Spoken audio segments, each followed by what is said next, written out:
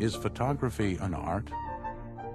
Since its invention, critics had argued that it couldn't be compared to painting and drawing because the camera was simply a mechanical means of reproducing reality. And now there was the snapshot camera. Where is the art, the critics asked, when all you do is press a button? The problem for serious photographers at about the turn of the century was that basic photography had become so easy that there was no longer any distinction in being a photographer. So that a new system had to be designed that would separate the sheep from the goats. In 1902, Alfred Stieglitz started the photo-secessionist movement. The name meant breaking away from what Stieglitz called commercial trash and artless amateur photography.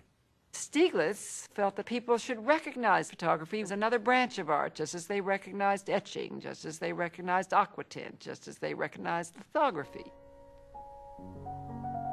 The Pictorialists, as they became known, intervened in the photographic process by smearing Vaseline on their lenses, or in the darkroom afterwards by scratching the negative, or painting chemicals on their prints to simulate brushstrokes.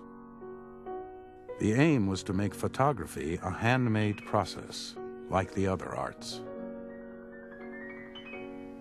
The pictorialist photographs looked like art, quite literally. They looked like paintings. They looked like drawings. They looked like beautiful, rich prints.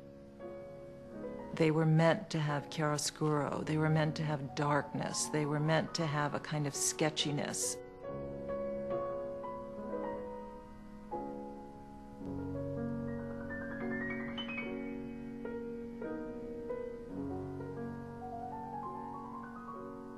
These pictures do have a very seductive quality, which is one of a sort of a dream world. It's a kind of place where you don't have to have things exact, where you can enter a kind of floating existence that is not too unlike music.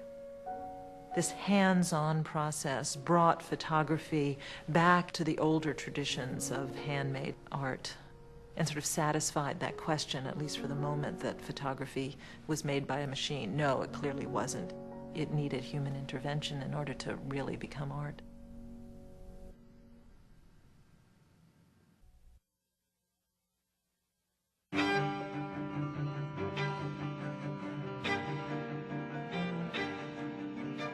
It was 1915. In politics, in the arts, and in the world of ideas, revolution was in the air. Cubism, Freudian psychoanalysis, Einstein's theory of relativity. Jazz, with its strange new rhythms, was sweeping America. Even ballet was causing riots. Everything was changing. But in photography, the pictorialists were still evoking foggy, romantic images of the past. One photographic artist would lead the medium into the modern age. His name was Paul Strand.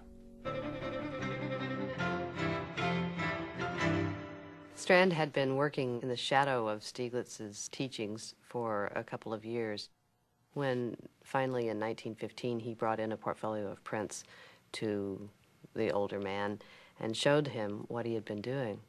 Stieglitz looked at the portfolio and said, "Well, young man, this is it. You have created a new and great modern art." Strand realized that the camera had a unique ability to capture shapes and forms simply, directly, and in sharp focus. The modernist movement he pioneered was called simply straight photography. And that aesthetic became the aesthetic of the 20s. It meant that you took things the way they were and you did not manipulate them in the darkroom. The picture was supposed to look the way it looked in your viewfinder. The camera was supposed to be clearly focused. You were supposed to face reality, not muck around with it. Instead of distorting the image or manipulating the print afterwards, Strand would emphasize the selection and framing of the picture. The art would depend on the eye of the photographer. The big revolution that Strand instituted in America was an investigation of abstract form. He took the shadows made by a chair railing on the porch and a table, and then once in a while he turned the picture on its side, so you really weren't certain what it was. He had looked at work by Picasso and Picabia and Braque and Matisse in Stieglitz's gallery. He really knew something about abstraction, and he was doing something similar with a camera. Strand's enthusiasm for sharp-focused realism was shared by a new generation of young photographers.